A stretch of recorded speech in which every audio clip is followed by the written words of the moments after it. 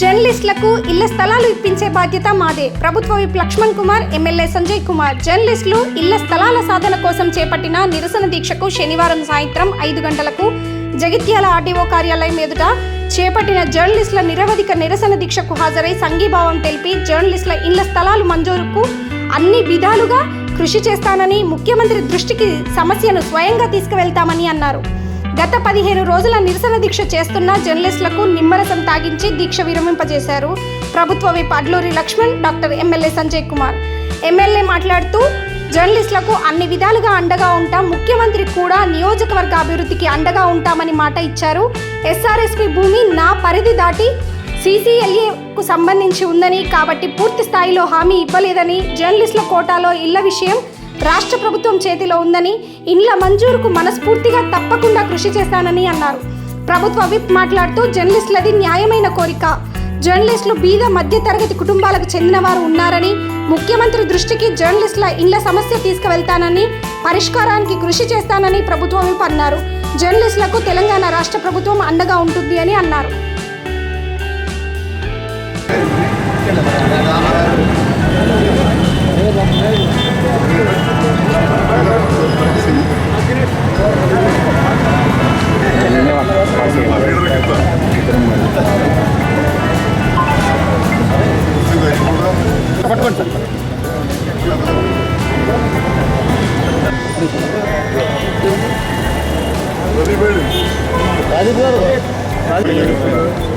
చెప్పారు. ఈ శిబిరం స్టార్ట్ అయిన 2వ రోజే నేను వచ్చినా అని చెప్పి, ఎందుకంటే ఈ 2వ ఏదో చాలాసార్లు గెలుస్తుంది కాదు, ఒక్కసారి గెలిచినా ఓ ఏడాది ఎలక్షన్లు పోయినాయి, అటెండ్గా కరోనా ఓ ఏడాది అర్థం పోయింది, సగం టైం ఎమ్మెల్యే. మళ్ళీ 2వసారి మీ అందరి ఆదరాభిమానాలు సహకారం గెలిచినాం. ప్రభుత్వంలో లేను. ఆ తర్వాత మీకు కూడా తెలుసు, కొంత ప్రభుత్వానికి దగ్గర అవ్వడం, మరి ఆ నమ్మకంతో మరి మీరు ఏదైతే ఈ ఇళ్ల స్థలాలకు అడుగుతున్నారో, గతంలో నేను ఎమ్మెల్యే కాకముందు కావచ్చు, ఎమ్మెల్యే అయినాక కావచ్చు, నా దృష్టిలో ఉన్న విషయం మరి మీకు తెలుసు, నాకు తెలుసు. మరి ఒక బాధ్యత నా శాసనసభ్యునిగా, ఎందుకంటే ఒక నియోజకవర్గ పరిధి విషయంలో అత్యంత బాధ్యత ఎమ్మెల్యేకు ఉంటుంది. గౌరవ ముఖ్యమంత్రి రేవంత్ రెడ్డి గారు కూడా నాకు కొంత అష్యూరెన్స్ కూడా ఇవ్వడం జరిగింది. ఈ నియోజకవర్గానికి సంబంధించి అందరినీ కలుపుకొని అభివృద్ధిలో కావచ్చు, సంక్షేమంలో కావచ్చు మీకు ప్రాధాన్యత ఇస్తాను. మరి ఈ జిల్లాలో ఇప్పుడు ఉన్నత పదవిలో ఉన్న మిత్రులు వీపు లక్ష్మణ్ కుమార్ గారు, వారు కూడా ప్రధాన పాత్ర పోషిస్తారు. వారు కూడా వచ్చి మీకు సంఘీభావం తెలిపారు. నేను 2వ రోజే వచ్చి మీకు చెప్పడం జరిగింది. గౌరవ ముఖ్యమంత్రి గారు వారు విదేశ పర్యటన ఉన్నారు, మీది సమంజసమైనదే, కానీ పరిధి నాకు దాటున్నది. ఎందుకంటే ఎస్ఆర్ఎస్ ల్యాండ్స్ కానీ మా దగ్గర ఎక్కువ అక్వైర్డ్ ల్యాండ్స్ ఉన్నాయి, రెవెన్యూ అంటే కొంత దూరం ఉన్నాయి. ఎస్ఆర్ఎస్పీ ఏమైనా అక్వైర్డ్ ల్యాండ్స్ ఉంటే ఖచ్చితంగా అది CCLA దాటిపోవాల్సిందే. అది 2001 సంవత్సరంలో నాకు తెలుసు, ఎందుకంటే ఇండియన్ మెడికల్ అసోసియేషన్స్ కార్యదర్శిగా నా ప్రయత్నం మొదలెట్టడం. పక్కన రఘుపతి సార్ ఇలా కూర్చున్నారు, అనుకోకుండా యాదృచ్ఛికం రఘుపతి సెక్రటరీ గారు రిటైర్ అయ్యారు. అప్పుడు నా కారు ఇచ్చి రఘుపతి సార్ని నేను అక్కడ వచ్చిన, అనుకోకుండా ఇవాళ సార్ ఉండడం జరిగింది. 2003లో అది సాధించడం, కింద బాధిన పరుచుకున్న సంతకం అంటే నాదే ఉంటుంది. ఇప్పుడు 20 సంవత్సరాల క్రితం. అంటే అది ఎంత కష్టమో, ఎంత CCLAకి ఎన్నిసార్లు తిరిగినామో వారికి తెలుసు. అప్పుడు ప్రభుత్వం తెలుగుదేశం ఉన్నట్టు ఎల్లమ్మ గారు శాసనసభ్యులుగా లేకున్నా వారిని కూడా తీసుకొని పోయినాం, CCLA ఆఫీస్ కూడా పోయినాం. అంటే కాబట్టి ఇది నా పరిధి దాటి ఉంటుంది. కాబట్టి మరి ఎవరు కావాలి దీనికి? రెవెన్యూ మంత్రి INPR పొంగులేటి శ్రీనివాస్ రెడ్డి గారు. మరి మిమ్మల్ని రమ్మన్నాం. అట్లానే ప్రెస్ అకాడమీ చైర్మన్ కూడా వారు కలవమన్నారు. మరి వారే మరి మీకు ఇప్పుడున్న పరిస్థితుల్లో ప్రభుత్వ పక్షాన మీకు ప్రాతినిధ్యం వహించేది press academy chairman Srinivas Reddy గారు.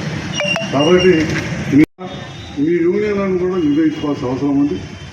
మరి ఈనాడు పెద్దలు ప్రభుత్వ విప్ అడ్లూరి లక్ష్మణ్ కుమార్ గారు కూడా చాలా సానుకూలంగా ఉన్నారు.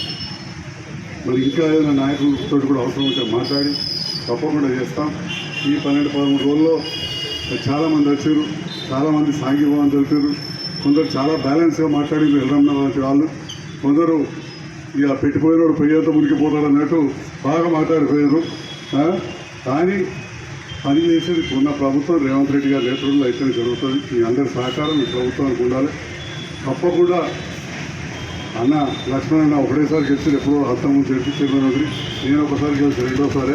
మేమేం బాగా ఏళ్ళకెళ్ళి ఇక్కడ బాధ్యత వహించలేదు, కానీ ఏదో నేను చేయలేదు అన్నట్టు అప్పుడప్పుడు మాట్లాడితే మా మీడియా మిత్రులు టెలికాస్ట్ చేస్తే కొంత మనసులో వస్తుంది. మేము ఆడిచ్చాము ఈడిచ్చాము, ఏ విషయం కొరట్ల కాడ ఏం చేసారో తెలియదా? అది నిజంగా కూడా ఆ డబుల్ బెడ్రూమ్లు ఎటువంటి ఇవ్వచ్చా? అవి ఇవ్వాలంటే ప్రధానమంత్రి ఆవాస్ యోజన ఖచ్చితంగా బిలో పవర్టీ లైన్ వాళ్ళకే ఇవ్వచ్చు. అది కొంతమంది బీసీ దానికి కూడా బిలో పవర్టీ లైన్ జగిత్యాలు ఉన్న వాళ్ళందరూ కూడా ఇచ్చే అవకాశం ఉంటుంది.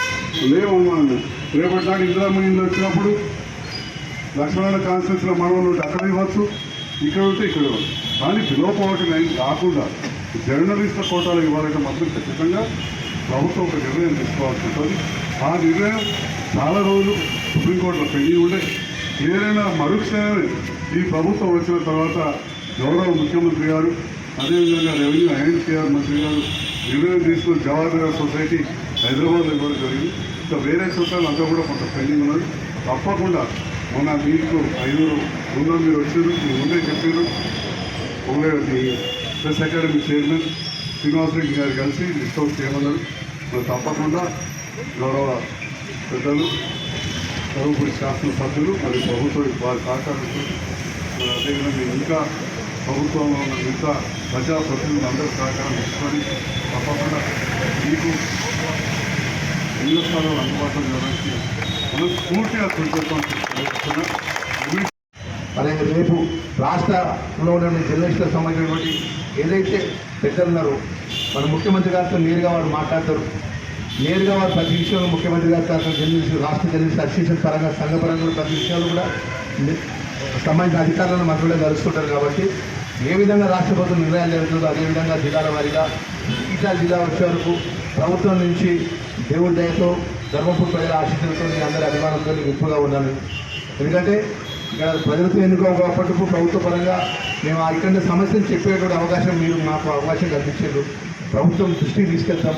సాధ్యమైనంత వరకు మళ్ళీ ఇంకొకసారి పెంట్ వేసేయడానికి మీ మైండ్లో ఆలోచన రాకుండా చేసే బాధ్యత మేము తీసుకుంటాం. ఆ విధంగా మేము దానికి అన్ని విధాలా మా ప్రయత్నం ఉంటుంది అనే విషయాన్ని కూడా మనం చేసుకుంటున్నాం. ఎందుకంటే మీరు పే షెడ్గా ఎలాంటి షెడ్స్ పెట్టకుండా మీరు ఇలా 15 రోజులు కూర్చొని ఇక మేము అందరం మా యొక్క చేతుల మీదుగా విమర్శనం ఇస్తుంటే మీరు విడుదల చేసుకుంటుంది. అంటే ఈరోజు ఈ యొక్క నిరాహార దీక్షను మీరు ఇక్కడికి ఆపుతున్నారు. ఎందుకు ఆపుతున్నారు అంటే ప్రభుత్వం నుంచి ఒక ఎమ్మెల్యే వచ్చినారు, ఒక గవర్నమెంట్ రిపోర్ట్ వచ్చినారు, పెద్ద జీవన్ రెడ్డి గారు కూడా ఫోన్ ద్వారా చెప్పినారు. కాబట్టి మరి వీళ్ళంతా మాట్లాడతారు. చూద్దాం, ఇన్ని సంవత్సరాలు వెయిట్ చేసినాము. ఇన్ని సంవత్సరాలు వెయిట్ చేసినాక ఇప్పుడున్న కొత్త ప్రభుత్వం 4 సంవత్సరాలు 4 నెలలు వీళ్ళు ఉంటారు. మరి ఆ ప్రభుత్వం తరఫున ప్రతినిధిగా వాళ్ళు వచ్చి చెప్పింది కాబట్టి మరి ఇది కూడా ఆలోచన చేద్దామని పెద్ద మనసుతో మా బాధ్యత పెట్టింది. మాకు కూడా ఇది వచ్చే ముందు కూడా 2 సార్లు మేము ఆలోచన చేస్తాం. నిన్ననే రమ్మన్నాను. నిన్న రమ్మంటే మేము ఎందుకు రాలేదంటే ఇక్కడికి ఒక విషయాన్ని పోయినప్పుడు మనం కూడా చర్చించుకోవాలి. ఈరోజు ఏదో మనం మైక్ ముంగట కెమెరా కూడా మాట్లాడడం కూడా కాదు. రేపు పొద్దున లక్ష్మణ్ కుమార్ వచ్చిండు, సంజయ్ కుమార్ గారు వచ్చిండు, పెద్ద జీవన్ రెడ్డి గారు కాంగ్రెస్ పార్టీ ప్రభుత్వం తరఫున ఉన్నారు. మాకు బెయిల్ చేసిన విషయంలో పట్ల నిలబడ్డారన్న విషయంలో మేము ఉండాలి. కాబట్టి మేము ఒక రోజు ఆలోచించుకొని మరి అక్కడ రాష్ట్రంలో పెద్దలతో కూడా మాట్లాడి ఈరోజు ఇక్కడ రావడం జరిగిందన్న విషయాన్ని కూడా మనవి చేసుకుంటూ మరొకసారి ఆ సురేందర్ అన్న బాబు ఉదయం పొద్దున వచ్చి నా 6:30కి వచ్చాడు. అన్న నేను కళ్ళ ముంగట నా 40-50 సంవత్సరాల జర్నలిస్టులు కూడా నా ముంగట నుంచి మా యువకులు ఎన్నో రోజులకి చెంటి కింద కూర్చొని ఉంటున్నారు. ప్రభుత్వంలో మీరు అందరూ దగ్గరగా ఉంటారు, ముఖ్యమంత్రి కానీ పెద్దలందరూ దగ్గరగా ఉంటారు. దయచేసి ఈ విషయంలో ఒక నిర్ణయానికి రండి. మీ నిర్ణయానికి మాకు కావాల్సిన పట్టాలు తప్ప మీరు అధికారులతో అవసరం లేదు, ఇదేంతో అవసరం ఇళ్ళ పట్టాలు మాకు ఇళ్ళని. ఇంకా ఒకవేళ పెద్ద మనసు ఉంటే ఆ ఇందిరా మిల్లకు సంబంధించినటువంటి పథకానికి ఎవరికి అవకాశం ఉన్నా కూడా మా వాళ్ళకి ఇచ్చే విధంగా కూడా ముందుకు పోవడం తప్ప వేరే ఆలోచన కాదని చెప్పి పొద్దున 6:30 కూర్చుంటూ ఉదయం 11 గంటలకు నాలుగు కూర్చోండి నా ఆఫీస్ని కూర్చొని మరి నేను అందులో వస్తా అని చెప్పిన పెద్దలందరితో మాట్లాడి ఈరోజు రావడం జరిగిందని విషయాలు మరొకసారి తెలియజేసుకుంటూ మా జర్నలిస్ట్ సోదరులందరూ కూడా మా కెమెరామెన్స్ కానీ ఇక్కడ జర్నలిస్టులు కానీ అన్ని జగిత్యాల జిల్లాకు సంబంధించినటువంటి ఏదైతే 18 మండలాలు ఉన్నాయి, 3 అసెంబ్లీ సెగ్మెంట్ సంబంధించిన వాళ్ళు, అదేవిధంగా పార్ట్ ఆఫ్ ఏరియా మన చెప్పండి కొంత ఏరియా, జమనాడు కొంత ఏరియా, ఆ ప్రాంతాలకు సంబంధించిన జర్నలిస్ట్ సోదరులు కానీ మీకు మేలు చేసే విషయంలో కూడా 100% చెప్తున్నా. నేను ముఖ్యమంత్రితో టైం తీసుకొని అవసరమైతే ముఖ్యమంత్రి గారు తీసుకునే బాధ్యత కూడా తీసుకుంటే తప్పదని నిర్ణయం చేసే అధికారం ముఖ్యమంత్రికి ఉన్నది, ప్రభుత్వానికి ఉన్నది. మీ కష్టాన్ని వారికి చెప్తాము, మీ కష్టము మళ్ళీ రాకుండా మళ్ళీ ఇబ్బంది పడకుండా తీసుకునే బాధ్యత కూడా తీసుకుంటామని మరొకసారి సవినయంగా మనవి చేసుకుంటూ నేను సెలవు తీసుకుంటున్నాను.